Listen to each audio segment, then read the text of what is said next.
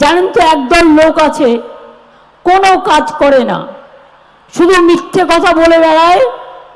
যাদের কাজ নেই তারা মিথ্যে কথা বলে, কিন্তু আমাদের অনেক কাজ আছে। আর আমি মিথ্যে কথা বলাটাকে ঘৃণা করি, ভাওতা দেওয়াটাকে ঘৃণা করি। ইলেকশনের আগে বলেছিলাম আপনাদের ফ্রি রেশন পাবেন, আপনারা পাচ্ছেন, আপনার এলাকায় এসে রেশন দেওয়া হচ্ছে। একটু সময় দিন, সময় মতো টাকা জোগাড় করে ফেস বাই ফেস আমরা ঠিক করে দেবো। আর সেন্ট্রাল গভর্নমেন্ট কোনো টাকা পয়সা আমাদের দিচ্ছে না।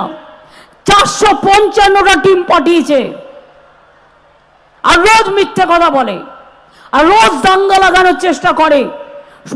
মানুষের দাঙ্গা লাগিয়ে দেয়, আগুন নিজেরাই লাগায়, লাগিয়ে বলে লাগালোকে জবাব দাও। নিজেরাই দাঙ্গা করছে, নিজেরাই আগুন জ্বালাচ্ছে। কোথাও গন্ডগোল হয় না দেখবেন, বিজেপির পঞ্চায়েতগুলোতে গন্ডগোল হয়। কারণ কি?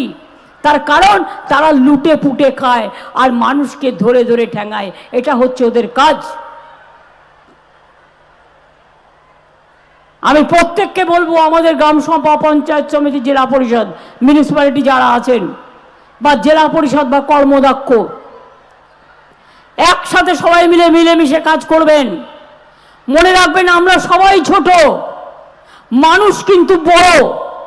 মানুষ আপনাকে জিতিয়েছেন, তাই আপনারা এই জায়গাটায় এসছেন।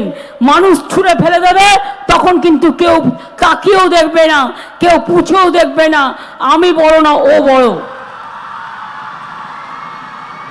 আমি চিরকাল এই কথাটা বিশ্বাস করি।